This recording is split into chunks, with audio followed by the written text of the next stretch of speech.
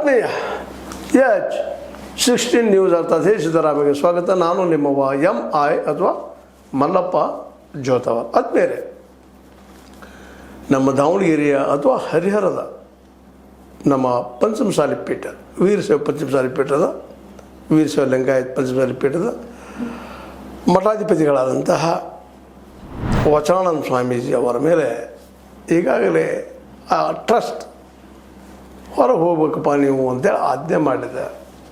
ಆದರೆ ಅದಕ್ಕೆ ವಚನಾನಂದ ಸ್ವಾಮಿಗಳು ಒಪ್ಪದ ಮತ್ತು ಲೆಕ್ಕಪತ್ರ ಕೊಡ್ರಪ್ಪ, ನೀವು ಲೆಕ್ಕ ಹೊಡೆದಿದ್ದೀರಿ ಅಂದರೆ ಈ ಒಂದು ಆರೋಪ ಪ್ರತ್ಯಾರೋಪ ಜೋರುದಾರಾಗಿ ನಡೀತಾನೆ ಇದೆ. ಕಳೆದ ಒಂದು ಎರಡು ತಿಂಗಳಿಂದ ನಿರಂತರ ನಡೀತಾನೆ ಇದೆ ಜಗಳದು. ಅಲ್ಲಿಯ ಟ್ರಸ್ಟಿಗಳಿಗೆ, ಮಹಾಸ್ವಾಮಿಗಳಿಗೆ ಅಥವಾ ವಚನಾನಂದ ಸ್ವಾಮಿಗಳಿಗೆ ಹೊಂದಾಣಿಕೆ ಆಗಲ್ಲ. ಅದು ಹೊಂದಾಣಿಕೆನೋ ವಾದವೋ ವಿವಾದವೋ, ಯಾರು ತಿಂದರು ಯಾರಿಲ್ಲೋ ಇವ್ರ ಬಗ್ಗೆ ಅಂತ ಅತ್ಯಂತ ಒಂದೇನಪ್ಪ ಅಂದ್ರೆ ಸ್ವಾಮೀಜಿಯವ್ರ ಬದಲಾಗಿ ಅಂತ ಅವರು ಯಾವುದಕ್ಕೂ ಬಗ್ಗಲಾರಂಥ ಪರಿಸ್ಥಿತಿ. ಯಾಕಂದರೆ ನೀವು ಮೊದಲು ಹೊರಡಲಿಲ್ಲ ಅನ್ನುವಂಥದ್ದು ತಪ್ಪು ಮಾಡಿದ್ರಿ ನೀವು. ಅದಕ್ಕೆ ವಿಶೇಷವಾಗಿ ಅವರು ಒತ್ತು ಕೊಟ್ಟು ಹೇಳುವಂಥದ್ದು ವಚನ ಟ್ರಸ್ಟ್ ವತಿಯಿಂದ, ಅದರಲ್ಲೂ ಮುಖ್ಯವಾಗಿ BC ಉಮಾಪತಿ ಪ್ರಧಾನ ಧರ್ಮದರ್ಶಿ ಪಂಚಮಸಾಲಿ ಗುರುಪೀಠದ ಟ್ರಸ್ಟ್ ಏನಿದ್ದಾರೆ ಅವರಿಂದ ಸ್ಪಷ್ಟ ಹೇಳ್ತಾರೆ, ವಚನಾನಂದ ಸ್ವಾಮೀಜಿಯನ್ನು ಮಠದಿಂದ ಹೊರ ಹಾಕಲು ನಾವು ತಯಾರಿದ್ದೀವಿ, ರೆಡಿ ಇದ್ದೀವಿ, ಹೊರ ಹಾಕ್ತೀವಿ ಅವರನ್ನು ಅಂತೇಳಿ. ಅಲ್ಲಿ ಎರಡು ಗುಂಪುಗಳಾಗಿದೆ. ಒಂದು ಕಡೆ ವಚನಾನಂದ ಸ್ವಾಮಿಗಳದ್ದು, ಇನ್ನೊಂದು ಕಡೆ ಅವ್ರ ವಿರೋಧಿಗಳದ್ದು. ಟ್ರಸ್ಟ್ಗಳ ಅಂತೂ ಒಟ್ಟಿನಲ್ಲೇ ಅವ್ರು ಹೋಗಬೇಕಪ್ಪ ಹೊರಗೆ ಅನ್ನೋಂಥ ಒಂದೇ ಮಾತು. ಅದರಲ್ಲೂ ನಮ್ಮ BC ಉಮಾಪತಿಯವರು ಈಗಾಗಲೇ ಹೇಳಿದಂಗೆ ನಿಮಗೆ ಅವರಂತೂ ಮತ್ತು ಅವ್ರ ಜೊತೆಗಾರರಂತೂ ಈಗಾಗಲೇ ಲೆಕ್ಕಪತ್ರ ತೊಗೊಂಡು ಮಂಡಿಸಿದ್ರು. ಅವತ್ತು ಮಂಡಿಸಿ ತಮ್ಮ ಅಭಿಪ್ರಾಯ ಹೇಳಿದರು. ನೋಡಪ್ಪ, ಇದು ದುಡ್ಡದ 27 ಕೋಟಿ ರೂಪಾಯಿ ಸಂಗ್ರಹ ಮಾಡಿದ್ವಿ ನಾವು, ಅದರ 26 ಕೋಟಿ ರೂಪಾಯಿ ವೆಚ್ಚ ಆಗಿದೆ ಅಂತೇಳಿ ಲೆಕ್ಕಪತ್ರ ಕೊಡ್ತಾ ಹೋಗಿಬಿಟ್ರು ಅವರು. ವಿಶೇಷವಾಗಿ ಇದು 2008ರಿಂದ 2026ರವರೆಗಿನ ಈ ಟ್ರಸ್ಟ್ ಸರ್ಕಾರದಿಂದಾಗಿರ್ಬೋದು, ಮತ್ತೊಂದು ಕಡೆಯಿಂದಾಗಿರ್ಬೋದು, ದೇಣಿಗೆಯಿಂದಾಗಿರ್ಬೋದು, ದಾನದ ರೂಪದಲ್ಲಿ 27.61 ಕೋಟಿ ರೂಪಾಯಿ ಸಂದಾಯ ಆಗಿದ್ದು, ಅದರಲ್ಲಿ ಖರ್ಚು 26 ಕೋಟಿ ರೂಪಾಯಿ ಆಗಿತ್ತು ಅಂತೇಳಿ ಅವ್ರು ಹೇಳ್ತಾ ಇದ್ದಾರೆ.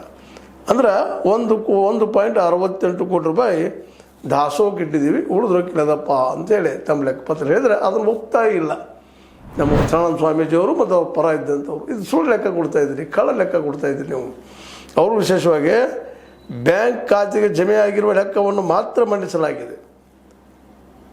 ಮಠ ಕಟ್ಟಲು ಚಿನ್ನ, ಬೆಳ್ಳಿ, ಅಕ್ಕಿ, ಹಣ, ಮಣ್ಣು, ಮರಳು, ಇಟ್ಟಿಗೆಯನ್ನು ಭಕ್ತರು ದೇಣಿಗೆ ರೂಪದಲ್ಲಿ ನೀಡಿದ್ದಾರೆ. ಈ ಲೆಕ್ಕವನ್ನು ಎಲ್ಲಿ ಮಂಡಿಸಿದ್ದೀರಿ? ಪಾರದರ್ಶಕವಾಗಿದ್ದರೆ ಲಿಖಿತ ರೂಪದಲ್ಲಿ ಏಕೆ ನೀಡುತ್ತಿಲ್ಲ? ಲಿಖಿತ ಕೂಡ ಇರಲಿಲ್ಲ, ಅದು ನೋಡ್ತೀವಿ ನಾವು. ಇದು ಬಿಟ್ಟು ಇದು ಬಟ್ಟೆ ವ್ಯಾಪಾರ ಮಾಡಿದಂತೆ ಅಲ್ಲ, ಅದು ಬಿಟ್ಟು ನೀವು ಬಟ್ಟೆ ವ್ಯಾಪಾರ ಮಾಡಿದಂಗೆ ತಂದು ರೆಕಾರ್ಡ್ ಪ್ರಕಾರ ಕೊಟ್ಟೋದಲ್ಲ, ರಿಟರ್ನ್ ಕೊಡ್ರಿಲ್ಲ ಇವತ್ತನ್ನು. ಈಗಾಗಲೇ ನೀವು ಏನಪ್ಪ ಅಂತಂದ್ರೆ ಯಾವ ಲೆಕ್ಕ ಜಮಾ ಆಗಿದೆ ಅದ್ರ ಬಗ್ಗೆ ಅಷ್ಟದ, ಅದು ಬಿಟ್ಟು ಉಳಿದು ಬಂದ ದುಡ್ಡು ಎಲ್ಲಿದೆ ಅದು ಅನ್ನುವಂಥ ಮಾತು. ಅದಕ್ಕೆ ಪೂರ್ವದಲ್ಲೇ ವಿಶೇಷವಾಗಿ ಏನಪ್ಪ ಅಂತಂದ್ರೆ ಅವರು ಲೆಕ್ಕ ಕೊಡ್ಬೋದು. ಉಮಾಪತಿಯವರು, BC ಉಮಾಪತಿಯವರು ಏನು ಕೊಡ್ತಾರಪ್ಪ ಅಂದ್ರೆ, ರಾಜ್ಯ ಸರ್ಕಾರ 12.70 ಕೋಟಿ ರೂಪಾಯಿ ಕೊಟ್ಟಿತ್ತು, ಅನುದಾನವಾಗಿ ನೀಡಿತು. ಸೊಂಡೂರು ನಾಗನಗೌಡ ಅವರು 2 ಕೋಟಿ ಕೊಟ್ಟಿದ್ದಾರೆ. ಶಾಮನೂರು ಶಿವಶಂಕರಪ್ಪನವರು 1 ಕೋಟಿ. ನಾನು 1.8 ಕೋಟಿ ಸೇರಿದಂತೆ ಅಪಾರ ಭಕ್ತರು ನಗದು ಮತ್ತು ವಸ್ತುಗಳ ರೂಪದಲ್ಲಿ ದೇಣಿಗೆ ನೀಡಿದ್ದಾರೆ. 174 kg ಬೆಳ್ಳಿ ದೇಣಿಗೆ ರೂಪದಲ್ಲಿ ಬಂದಿದೆ. 9 ಎಕರೆ 18 ಗುಂಟೆ ಜಮೀನು 9 ಎಕರೆ 18 ಗುಂಟೆ ಜಮೀನಿನಲ್ಲಿ ಮಠದ ಕಟ್ಟಲಾಗಿದೆ. ರಾಷ್ಟ್ರೀಯ ಹೆದ್ದಾರಿ ಸಮೀಪ 4 ಎಕರೆ 28 ಗುಂಟೆ, ಶಿಗ್ಗಾವಿ ಹರಪನಹಳ್ಳಿಯಲ್ಲಿ ತಲಾ 2 ಎಕರೆ ಸೇರಿದಂತೆ ಹಲವೆಡೆ ಭೂಮಿ ಇದೆ. ಎಲ್ಲ ಸಂಗ್ರಹ ಮಾಡಿದ್ದಪ್ಪ, ಇದನ್ನು ಇಲ್ಲದ ತೋಳ್ರಿ. ಮಠ ಬಾಡಿಗೆ ಕಟ್ಟಡದಲ್ಲಿದ್ದ 51 ತಿಂಗಳಿಗೆ 48 ಲಕ್ಷ, ಉಳಿದ 165 ತಿಂಗಳಿಗೆ 1.40 ಕೋಟಿ, ಭೂಮಿ ಖರೀದಿಗೆ 69 ಲಕ್ಷ, ಭೂಮಿ ಸಮತಟ್ಟು ಮಾಡಿ ಕಟ್ಟಡ ನಿರ್ಮಾಣಕ್ಕೆ ಸಜ್ಜುಗೊಳಿಸಲು 1.36 ಕೋಟಿ, ದೇವರ ನಿರ್ಮಾಣಕ್ಕೆ 1.5 ಕೋಟಿ, ದಾಸೋಹ ಭವನಕ್ಕೆ 2.8 ಕೋಟಿ ವಹಿಸಲಾಗಿದೆ.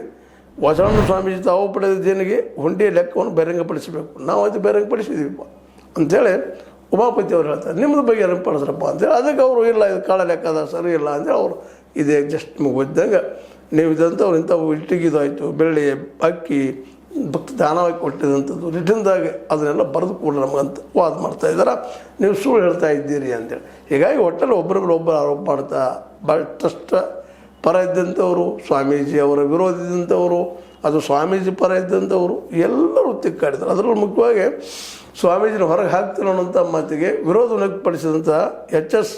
ಶಿವಶಂಕರ್ ಮಾಜಿ ಶಾಸಕರು ಸ್ವಾಮೀಜಿಯನ್ನು ಎಳೆದು ಹೊರ ಹಾಕುತ್ತೇವೆ ಎಂದರು. ಟ್ರಸ್ಟ್ ಸದಸ್ಯರು ಭದ್ರತೆ ಇಲ್ಲದೆ ಮಠಕ್ಕೆ ಬರಲಿ, ಸ್ವಾಮೀಜಿಯನ್ನು ಹೊರ ಹಾಕುವ ಪ್ರಯತ್ನ ಫಲ ನೀಡೋದು, ದೇಣಿಗೆ ನೀಡಿದವರ ವಿವರ ಕಲೆ ಹಾಕುತ್ತೇವೆ.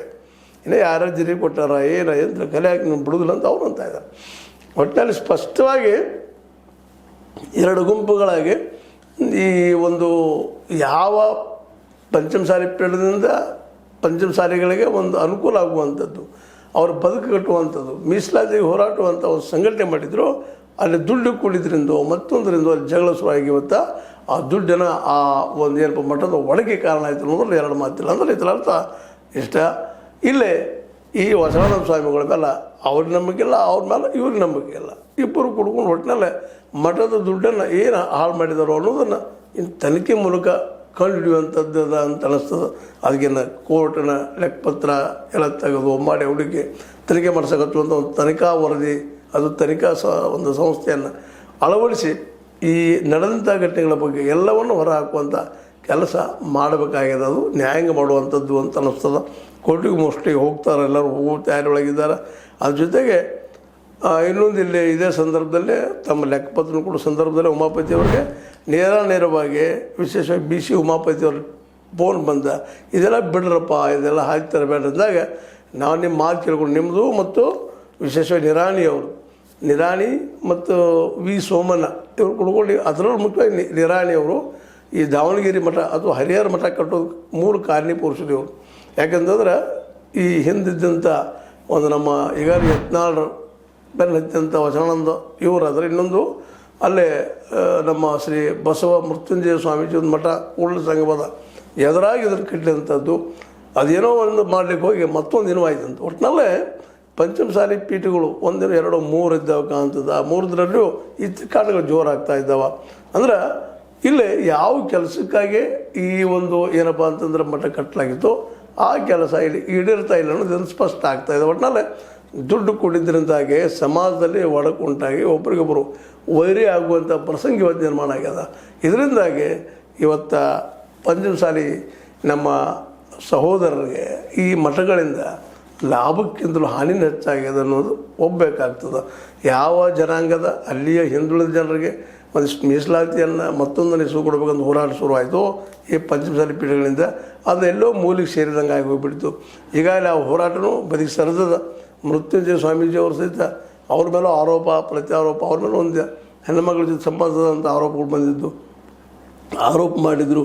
ನಂತರದಲ್ಲಿ ಹಿಂದೆ ತಗೊಂಡ್ರು ಮಾಡಿದ್ರು. ಒಟ್ಟಿನಲ್ಲೇ ಪಂಚಮಸಾಲಿ ಪಾಪ ನಮ್ಮ ಸಮುದಾಯಕ್ಕೆ ಈ ಮಠಾಧೀಶರಿಂದ ಒಳ್ಳೆಯದಾಗಿಂತ ಕೆಟ್ಟದ್ದು ಹೆಚ್ಚಾಯ್ತೇನೋ ಅನ್ನುವಂಥ ಮಾತುಗಳು ಜನಸಾಮಾನ್ಯರು ಮಾತಾಡ್ತಾ ಇದ್ದಾರೆ. ಏನೂ ಇರಲಿ, ಧರ್ಮದಲ್ಲಿ ರಾಜಕೀಯ ಹೊಕ್ಕರ, ರಾಜಕೀಯದಲ್ಲೇ ಧರ್ಮ ಹೋದ್ರೆ ಒಳ್ಳೇದಾಗ್ಬೋದೇನೋ, ಆದರೆ ಧರ್ಮದಲ್ಲಿ ರಾಜಕೀಯ ಹೊಕ್ಕಿದ್ರಿಂದಾಗಿ ಇವತ್ತು ಈ ಒಂದೇನು ಹೋರಾಟ ಇತ್ತು ಪಂಚಮಸಾಲಿಗಳ ಸಲುವಾಗಿ ಮಾಡಿದಂಥ ಮಠದ ಹೋರಾಟ ಇವತ್ತು ವಿಫಲ ಆಯ್ತೇನೋ ಅನ್ನುವಂಥದ್ದು. ಆದರೆ ಇದು ಇಲ್ಲಿಗೆ ನಿಲ್ಲುವಂಥದ್ದಲ್ಲ. ಎರಡೂ ಕಡೆ ಇದ್ದಂಥ ಏನು ಈ ಟ್ರಸ್ಟಿಗಳಾಗಿರ್ಬೋದು, ಮುಂದೆ ಅದೇ ಕಾಲಕ್ಕೆ ವಚನಾನಂದ ಶ್ರೀಗಳ ಜೊತೆಗೆ ಇದ್ದಂಥವ್ರಾಗಿರ್ಬೋದು, ಇವೆಲ್ಲ ಸುಲಭವಾಗಿ ಇದು ಮುಗಿಯುತ್ತದೆ ಇವರಿಂದ ಅಂತ ಅನ್ನುವಂಥದ್ದು ಇಲ್ಲಿ ಅವಕಾಶಗಳು ಭಾಳ ಕಡಿಮೆ ಇದಾವೆ. ಏನೂ ಆಗಲಿ, ಒಂದು ಒಳ್ಳೆಯ ಕೆಲಸಕ್ಕಾಗಿ ಆರಂಭ ಆದಂಥ ಒಂದು ಮಠ ಇವತ್ತು ಬೀದಿಗೆ ಬಂದು ಜಗಳಂಥ ಮಟ್ಟಕ್ಕೆ ಬಂದಿದ್ದು ಮಾತ್ರ ವಿಶೇಷವಾಗಿ ಭಾಳ ಸಲ ಕೇಳ್ತಿರ್ತೀವಿ ನಾವು. ಮಠಗಳ ಜಗಳ ಮೇಲೆ ಆಗ್ತಾನೆ ಇರ್ತಾವೆ, ಈ ಆಸ್ತಿ ಸಲುವಾಗಿ ಮತ್ತೊಂದು ಸಲುವಾಗಿ. ಯಾವ ಮಠಗಳು ನಮಗೆ ಆದರ್ಶವನ್ನು ಬಿತ್ತಾ ಇದ್ದವೋ, ಯಾವ ಮಠಗಳಿಂದ ನಾವು ಒಳ್ಳೆಯದನ್ನು ಕಲಿಬೇಕಾಗಿತ್ತು, ಅಂಥ ಮಠಗಳಿಂದ ಇಂಥ ಒಂದು ಏನಪ್ಪ ಬೇರೆ ಬೇರೆ ರೀತಿಯಾದಂಥ ಒಂದು ಮೆಸೇಜ್ ಬರೋದರಿಂದಾಗಿ ಸಹಜವಾಗಿ ಇತ್ತೀಚಿನ ದಿನಗಳಲ್ಲಿ ಯುವಕರಲ್ಲಿ ಈ ಮಠಗಳ ಬಗ್ಗೆ ಇದ್ದಂಥ ಒಂದು ಏನಪ್ಪ ಪ್ರೀತಿ, ವಿಶ್ವಾಸ, ಭಕ್ತಿ ಕಡಿಮೆ ಆಗ್ತದೆ ಏನು ಅಂತ ಅನ್ನಿಸ್ತದೆ. ಇಂಥ ಘಟನೆಯಿಂದ ಮತ್ತೆ ದೂರ ಸರಿತಾ ಇರ್ತಾರೆ. ಅದೇ ಕಾಲಕ್ಕೆ ಚಿತ್ರದುರ್ಗದ ಮಠದ ಬಗ್ಗೆ ಇನ್ನೂ ಆಗುವ ಘಟನೆಗಳು, ಅದರಿಂದಾಗಿ ಮಠದ ಬಗ್ಗೆ ಆ ಸ್ವಾಮೀಜಿಗಳ ಬಗ್ಗೆ ಇದ್ದಂಥ ಗೌರವ ಎಷ್ಟೋ ಬೇಕಷ್ಟು ಕಡಿಮೆ ಆಯಿತು ಅನ್ನೋದು ನಾವು ಮರೀಲಿಕ್ಕೆ ಆಗೋದಿಲ್ಲ. ಏನೋ ಆಗಲಿ, ಈ ಮಠಗಳಲ್ಲಿ ಅಥವಾ ಧರ್ಮದಲ್ಲೇ ಆದಷ್ಟು ರಾಜಕೀಯ ಹೋಗೋದ ದೂರದೃಷ್ಟಿ ಭಾಳ ಉತ್ತಮ ಅನ್ನೋ ಮಾತಿಗೆ ಇದು ಸಾಕ್ಷಿ ಆಗ್ತದೆ ಅಂತ ಹೇಳ್ತಾ ಏನೋ ಆಗಲಿ ಒಟ್ಟಲ್ಲಿ ವಚನಶ್ರೀ ಮತ್ತು ನಮ್ಮ ಟ್ರಸ್ಟ್ದವರು ಕೋರ್ಟ್ ಮೆಟ್ಲಾಗಿರೋದು ಹೆಚ್ಚು ಕಡಿಮೆ ಗ್ಯಾರಂಟಿ ಅನ್ನೋದು ಈಗಾಗಲೇ ಸ್ಪಷ್ಟ ಆಗಿದೆ ಅಂತ ಹೇಳ್ತಾ ಇದು ನೀವು ಲೈಕ್ ಆಗಿರ್ಬೋದು ಲೈಕ್ ಮಾಡಿ ಶೇರ್ ಮಾಡಿ ಕಾಮೆಂಟ್ ಮಾಡಿ, ಜೊತೆಗೆ ಸಬ್ಸ್ಕ್ರೈಬ್ ಆಗೋದು ಮರಿಬೇಡಿ. H16 ನ್ಯೂಸ್ ಅರ್ಥ ತಿಳಿಸಿದ್ದಾರೆ ಎಂಬುದು ಸತ್ಯ ಕೈಗಳಲ್ಲಿ ವಂದನೆಗಳು. ಆತ್ಮೀಯ ಸಾರ್ವಜನಿಕರಲ್ಲಿ H16 ಅರ್ಥಾತ್ ಸೀತಾರಾಮದಿಂದ ಒಂದು ಮನವಿ. ಈ ಸಂಸ್ಥೆ ಭ್ರಷ್ಟಾಚಾರ, ಅನ್ಯಾಯ, ಅತ್ಯಾಚಾರಗಳಿಂದ ನೊಂದವರ ವೇದಿಕೆ. ಅನ್ಯಾಯಕೋರರ, ಭೂಗಳ್ಳರ, ನಶಾ ಸಾರಾಯಿ ಮಾಫಿಯಾಗಳ ವಿರುದ್ಧದ ಧ್ವನಿ. ರೈತರ, ಕೂಲಿಕಾರ, ಕಾರ್ಮಿಕರ, ಬಿದ್ದ ಸಮುದಾಯ ಜನರ ಧ್ವನಿ. ಬೆಂಬಲವಾಗಿ ನಿಂತು ತನುಮನ ಧನದ ಸಹಾಯಕ್ಕೆ ಸಾರ್ವಜನಿಕರಲ್ಲಿ ಕೋರಿಕೆ. ದಾನದ ಸಹಾಯ ನೀಡಿ ಸ್ವಾತಂತ್ರ್ಯ ಪತ್ರಿಕೋದ್ಯಮ ಉಳಿಸಿ ಬೆಳೆಸಿ. ವಂದನೆಗಳು. ತಮ್ಮನ್ನೇ ನಂಬಿರುವ ಮಲ್ಲಪ್ಪ ಇ ಜೋತಾವರ್. ಈ ಕೆಳಗಿನ QR ಸ್ಕ್ಯಾನ್ ಮಾಡಿ ಅಥವಾ ಈ ನಂಬರ್ ಅಂದರೆ 7411402405ಗೆ ಇಲ್ಲ 9686864852ಗೆ ನೀವು ಫೋನ್ಪೇ ಮಾಡಿ, ಪೇಟಿಎಮ್ ಮಾಡಿ ಅಥವಾ ಇನ್ನಾವುದೇ ಮಾಧ್ಯಮದಿಂದ ಗೂಗಲ್ ಮೂಲಕ ಸಹಾಯ ಮಾಡಿ ಈ ಪ್ರಾಮಾಣಿಕ ಪತ್ರಿಕೋದ್ಯಮವನ್ನು ಉಳಿಸಿ ಅಂತ ಮತ್ತೊಮ್ಮೆ ಮನವಿ. ವಂದನೆಗಳು.